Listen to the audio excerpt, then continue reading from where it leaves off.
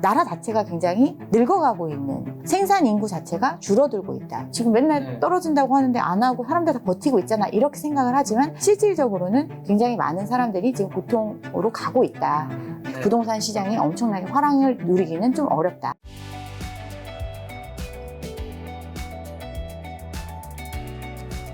자, 강 평사님, 이제 627도 나왔었고 97도 나왔는데 지금 이제 10월 이제 추석 전입니다. 아마 추석 때 영상이 올라갈 텐데 우선은 일단 점검부터 하고 가야죠. 97 부동산 대책이 가장 최근에 나왔으니까 요거 어떻게 보셨는지랑, 주로 또 공급 대책이 굉장히 많았는데 요거 시장 안정에 기여할 수 있나요? 실효성이 있나요? 실효성이 없다고 해가지고 최근 들어서 한강벨트를 중심으로 굉장히 과열되는 조짐이 나타나고 있다, 이런 얘기 나오고 있죠. 97 공급 대책 같은 경우는 이재명 정부가 내놓은 첫 번째 부동산 대책이라고 할 수 있는데, 사실 공급이라는 거는 굉장히 후행적인 형태이기 때문에 지금 대책이 나온다고 해서 즉각적으로 시장에 어떤 물량이 쏟아져 나올 수 있는 이런 게 아니잖아요. 그렇죠. 그렇기 때문에 발표가 된다 한들 모두가 이제 얘기하는 것들이 이게 당장 실효가 없다. 결국에는 사람들의 어떤 원하는 만큼을 채워주지 못할 거다라는 그 실망감 때문에 오히려 더 이제 사람들의 불안 심리가 자극이 되고 수요로 이제 전환되는 사람들이 생겨난다.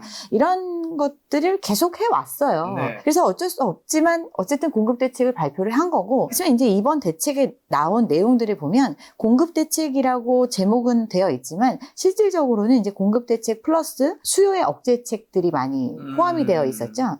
그리고 공급 대책 중에서도 정부가 컨트롤할 수 있는 부분에 대한 것들을 신속하게 그리고 확대해서 공급하겠다, 이런 내용들밖에 할 수 있는 거가 그거밖에 없기 때문에 그걸 얘기를 했었고, 그거 외적으로는 이제 가격 안정을 위해서는 어떤 수요의 억제책이 계속해서 지속될 것이다라는 것을 이번에 보여준 거죠, 정책에서. 근데 이제 시장에서는 역시 공급 대책이 알맹이가 없었다. 공급 대책이 몇 년 전에 나온 물량들을 그냥 계속해서 누적해서 가는 거고, 그 사업의 속도를 좀 빨리 하겠다라는 내용밖에 사실 할 말이 없거든요. 뭐 그 이상 어디서 떨어지는 게 아니잖아요. 그렇기 때문에 요즘 시장 심리 안정을 위해서는 그러면 이제 눈에 보이는 것들, 당장 몇 월에 얼마가 나온다, 뭐 이런 내용들을 이제 구체적으로 발표할 수밖에 없기 때문에 이제 그런 공공이 주도할 수 있는 부분에 대한 것들을 강조한 이런 내용이 발표됐었고, 지금의 상황은 그 대책 내용 중에 이제 예고된 게 있잖아요. 규제가 예고된 지역이 있잖아요. 특히나 이제 마용성 같이 지금 불타고 있다는 한강벨트 같은 경우에 앞으로 정부가 직접적으로 규제할 수 있는 그런 이제 제도로 바뀌다 보니까 이게 이제 곧 규제가 될 것이다. 그럼 규제 전에 진입을 해야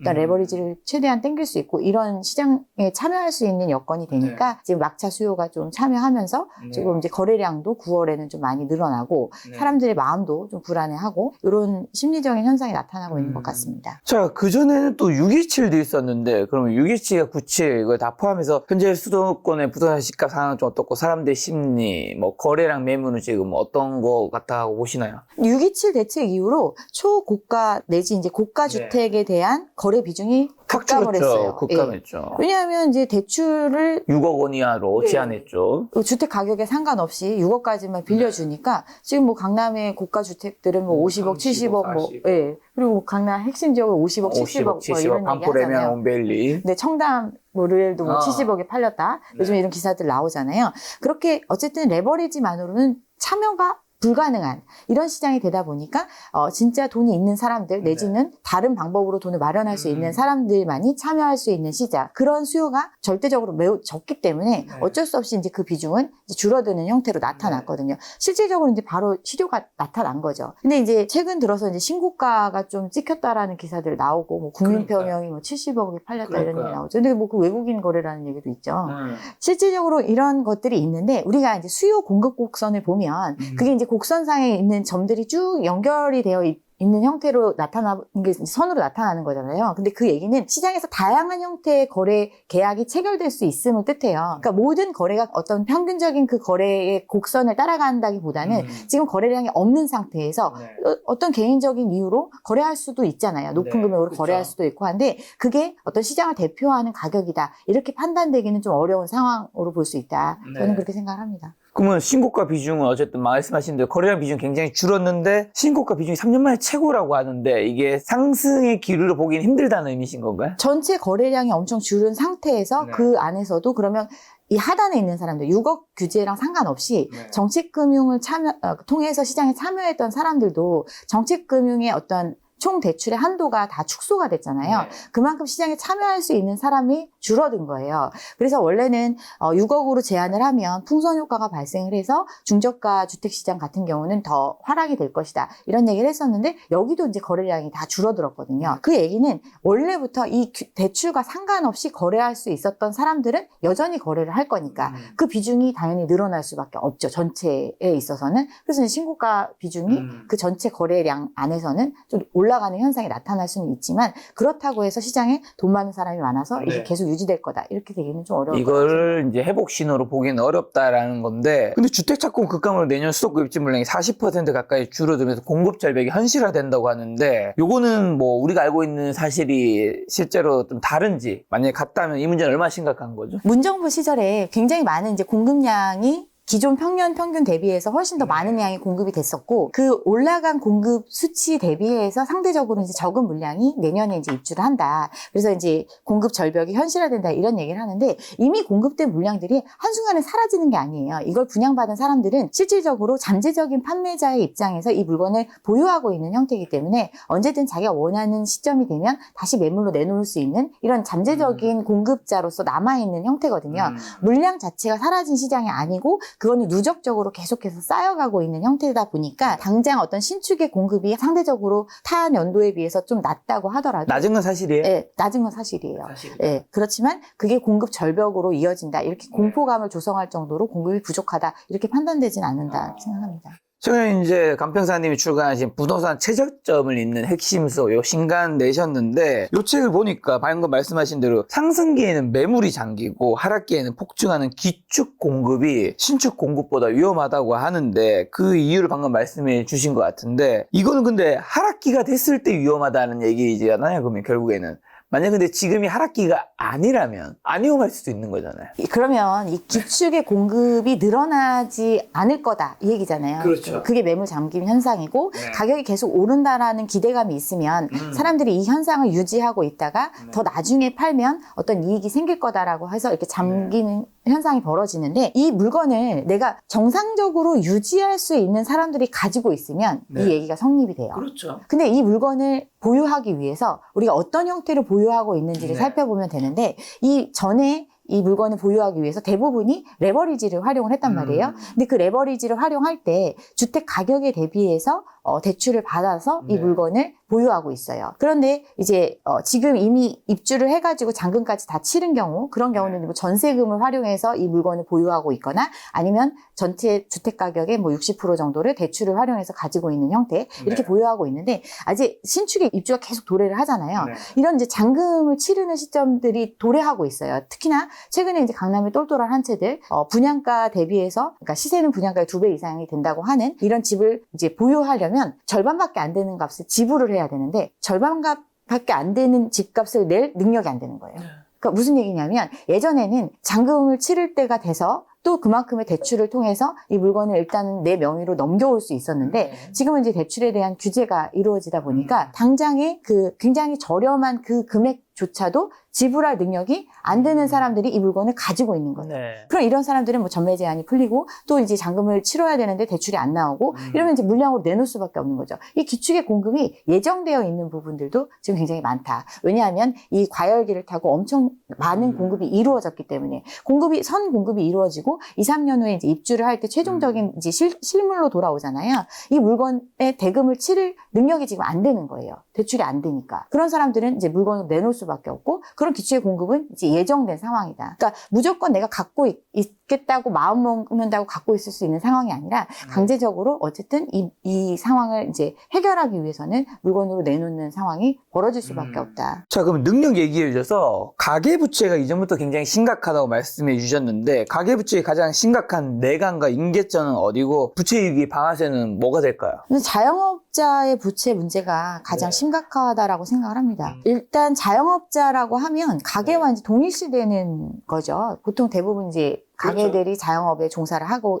다 보니까 그리고 이제 다중채무의 형태를 띠고 있고 본인이 그러니까 자기의 사업을 영위하기 위해서 대출을 활용하고 있는 형태인데 보통 이제 그 신용뿐 아니라 보통 자기가 거주하고 있는, 자기가 갖고 있는 가장 큰 자산에 담보 잡힌 경우들이 많잖아요. 네, 그렇죠. 집을 이용해서 대출을 더 활용을 해가지고 어떤 이 안 좋은 경기 상황에서 계속해서 사업을 유지해가고 있으니까 사실은 이게 해결될 기미가 없잖아요. 경기가 좋아진다거나 뭔가 어디서 엄청난 소비가 이루어져서 이제 소득이 좋아질 수 있는 이런 환경이 아니다 보니까 이들의 문제가 점차 심각해지고 있거든요. 근데 이제 코로나 때 같은 경우는 이들이 이제 당장 무너지는 걸 막기 위해서 어떤 이자에 대한 연체라든가 빚의 탕감이라든가 이런 유예의 시간이 굉장히 많이 가져줬는데 그런 것들이 이제 유예 기간이 끝났고 계속해서 이제 대출을 상환해야 되는 입장으로 가고 있다 보니까 이런 부분부터 이제 취약해지고 그런 이제 문제가 실질적으로 발생을 하고 있거든요. 일단 연체 부분이 굉장히 많이 늘어나고 있고 금융권의 연체가 늘어나고 있는데 금융기관들 같은 경우는 이 연체 관리를 굉장히 건전성의 측면에서 파악을 하기 때문에 계속 꾸준히 관리를 해요. 이제 부실화되면 이제 NPL로 처리를 하고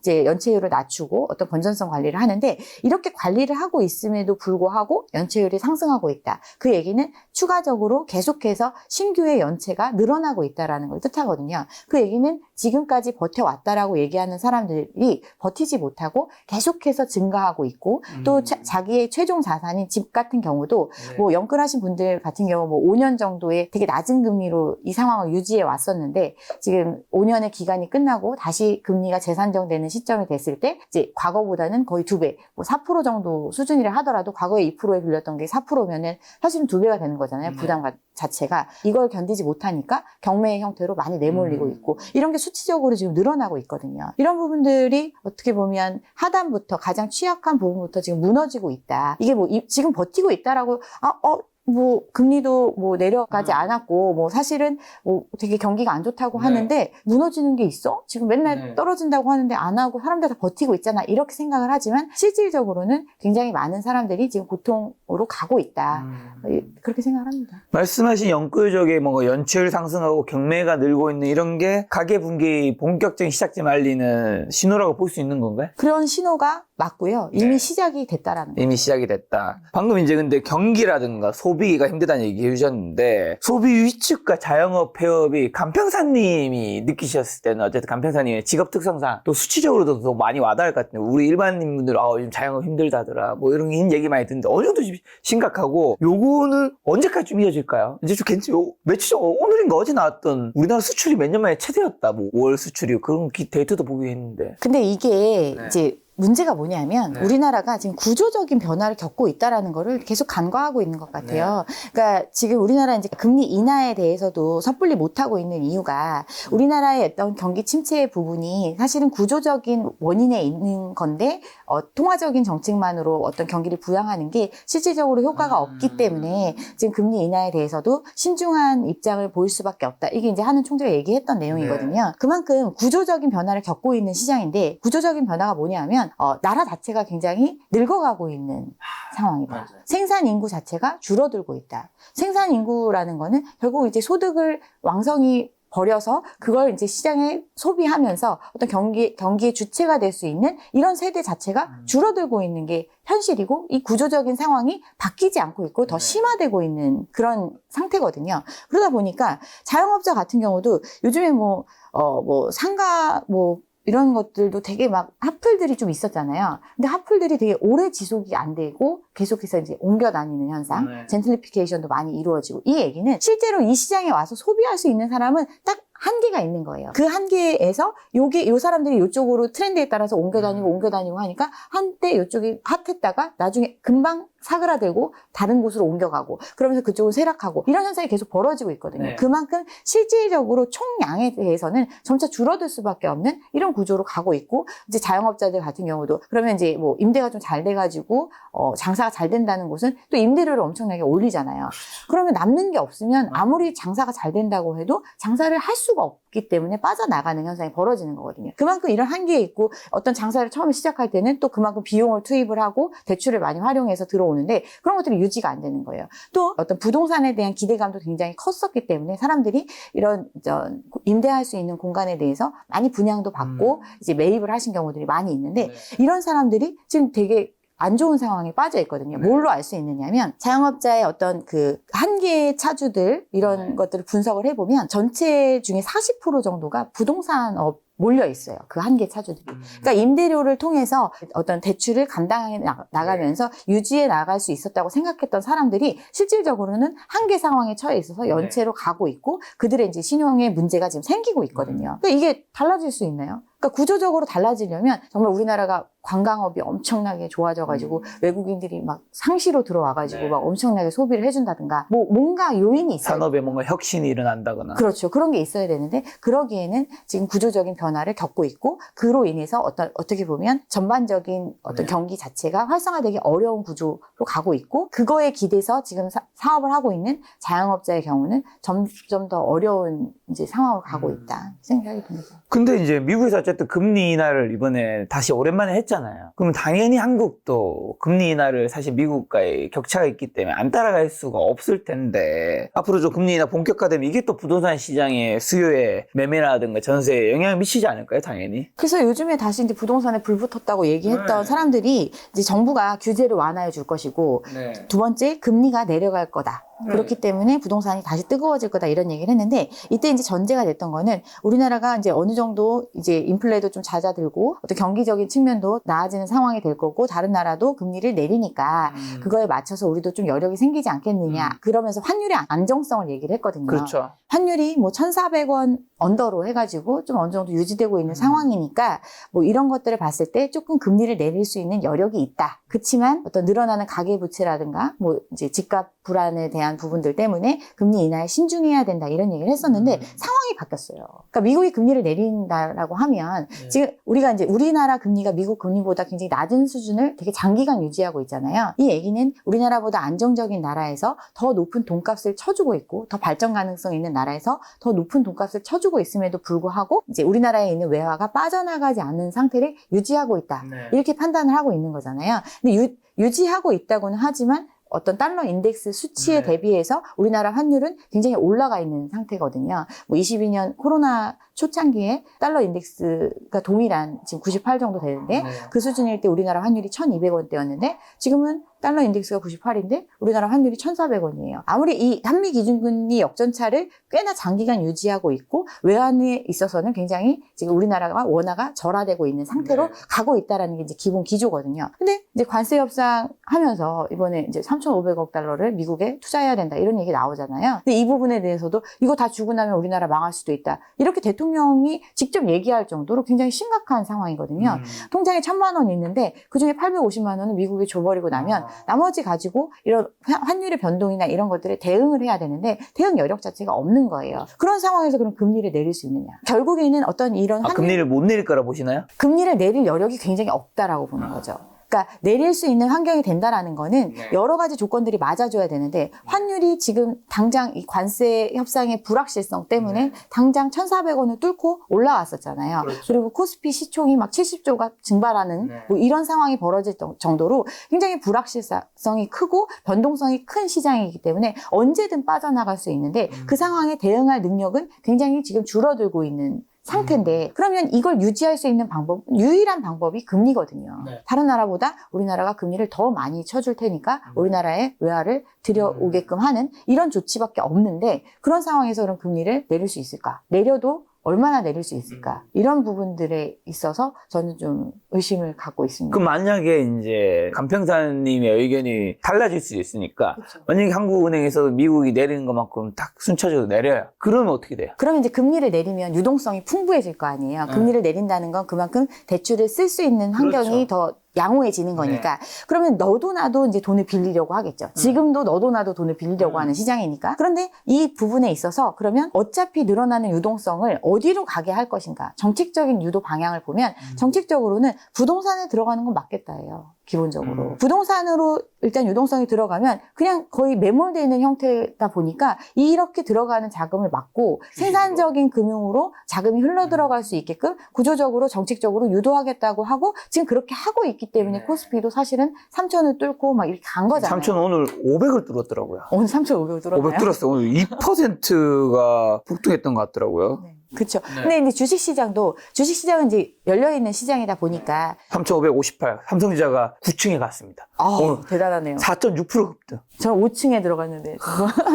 삼성전자 5%라니. 근데 이렇게 주식시장도 굉장히 지금 변동성이 큰 모습을 나타내고 있는데 이 주식시장에 아무리 이제 우리나라에서 풀리는 유동성이 주식시장으로 많이 유도되는 형태로 지금 가고 있는데 이것만으로도 사실은 이 시장 자체가 유지되기 되게 어렵잖아요. 주식시장의 큰 손은 외인과 기관이잖아요. 외인과 기관이 빠져나가면 아무리 우리나라 사람들이 이쪽에 돈을 투자한다 하더라도 이 주가를 방어하지 못할 정도로 그 금액 자체가 미치는 영향 자체가 미미하잖아요. 그런데 이제 큰 손들의 선택이 있을 건데 외인들 같은 경우는 지금과 같은 어떤 우리나라 환율적인 측면의 영향을 받아서 금방 빠져나갈 수 있는 구조고 기관에서는 기관의 큰 손은 국민연금인데 국민연금 같은 경우가 이제 거의 어떤 우리나라가 위기의 상황이 됐을 때 다 어떤 안전판 역할을 했던 게 국민연금의 자금이잖아요. 근데 이 자금에 있어서도 국민연금이 이제 27년도부터는 어떤 수입보다 지출이 더 커지는 형태로 바뀌고 그 얘기는 지금 보유하고 있는 자산을 계속 홀딩할 수 있는 입장이 아니라 그때 돼서는 일부러 매각하면서 어떤 자금을 지급해야 되는 이런 상황으로도 몰릴 수 있다. 그 얘기는 무조건 계속해서 뭔가 사줄 수 있는 구조는 아닐 수도 있다라는 거거든요. 이런 어떤 불확실성이 계속 있는 시장에서 이건 이제 주식시장의 얘기고 그럼에도 불구하고 생산적인 금융으로 가게 하기 위해서 이걸 지금 정책적으로 유도하고 있는데 나머지 자금들이 그럼 부동산으로 사람들은 하고 싶어 하는데 이 부동산으로 들어가는 거는 맞겠다고 지금 하고 있고 이번에 이제 대책이 또 나온다고 하면은 대출의 한도를 더 줄인다라는 얘기도 나오고 있고 RWA 조정도 들어갔잖아요. 그러니까 RWA 조정 같은 경우도 이제 가게 해주는 부동산과 관련된 대출이 양이 많이 늘어나지 않고 이렇게 좀 제한될 수 있는 구조로 가는 거거든요. 그렇기 때문에 이제 금리가 내려서 더 유동성을 이 확대되는 시장이 되더라도 이 부분에 대해서는 이제 좀 정책적으로 좀 막아가고 있기 때문에 부동산 시장이 엄청나게 화랑을 누리기는 좀 어렵다. 그리고 이제 부동산 시장에 이미 늘어나는 유동성은 계속 늘어날 수밖에 없어요. 어떤 부분이 있냐면 우리가 새로 공급을 굉장히 많이 했잖아요. 이 공급된 아파트나 뭐 이런 것들의 대금을 치르려면 대출이 필수적이잖아요. 그렇죠. 그러니까 잔금 대출이라든가 집단성 대출들 이런 것들로 인해서 이미 기예정된 대출들이 있다라는 거예요. 그러니까 예전에 분양했던 물건들의 그 대금을 스스로 소득이나 어떤 자산의 처분을 통해서 자금을 마련해서 들어오는 게 아니라 그걸 이제 최종적으로 마무리할 때는 계속해서 레버리지를 통해서 들어올 수밖에 없는 구조다 보니까 아무것도 안 하고 그냥 가만히 있어도 부동산의 대출로 들어오는 유동성은 여기서 잠식될 수밖에 없거든요. 근데 이 총량의 한계는 줄여놓고 있는 상황이니까 예정되어 있고 당장 필요하다는 곳에 일단 자금이 소요되고 나면 지금 말하는 모든 시장에서 원하는 그 유동성을 풀어줄 만큼의 여력은 없다라는 거죠.